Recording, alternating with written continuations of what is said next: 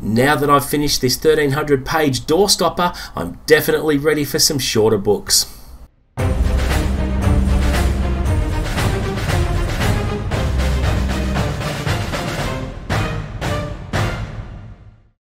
What's up guys, and welcome back to the channel. You're with Chris, and today I'll be wrapping up another week as we move right on into July. Now I am getting over the flu, so I do apologise up front for my voice. It is still a little bit croaky.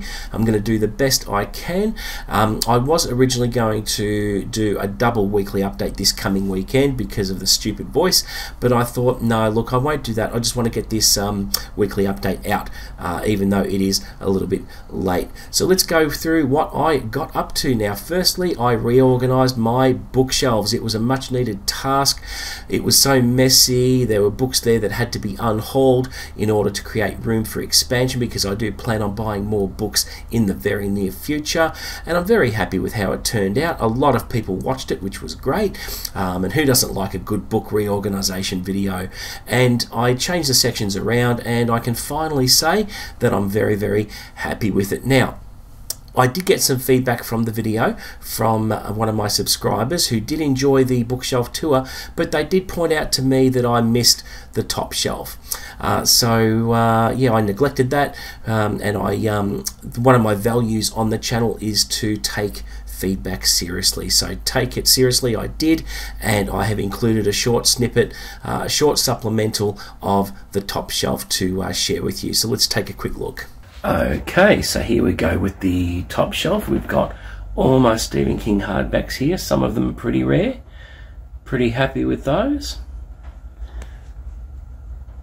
And we move along to some Dean Koontz hardbacks here now. That one with the blue spine, his autobiography, is an amazing read. Peter Straub, Chris Curry, and that Mystery Doc book, which is really, really weird. I haven't had a chance to crack that open yet. It's yeah, just really weird.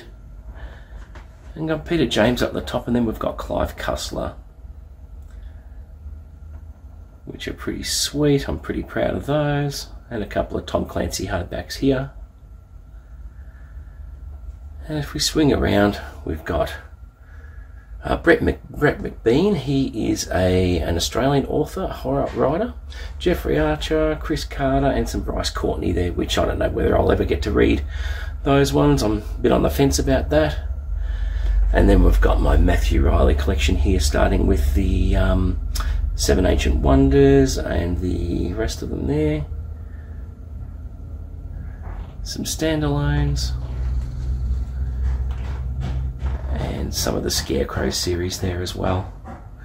Now over here I actually have a little antique mantle clock, some Ushies, and my Agatha Christie collection there. And then over here we've got some vintage Hardy Boys and the Secret Seven, which are there. All of these are very, very difficult to get hold of. But there you go. So yeah, it looks really good. I'm really, really happy, and it should stay that way for quite some time. This week, or last week, I actually put up my Nightclub book tag, which was created by Brian over at Booktube. It was a fantastic original tag, and it did make me think, so it did challenge me on several levels, and it was a lot of fun to do as well, because it does really make you think. And so thanks again to Brian over at Booktube for that one, and anyone else who wants to have a crack at it, consider yourself tagged, because it is a lot of fun. The highlight of the week for me was finishing Oathbringer by Brandon Sanderson, Stormlight Archive book number 3.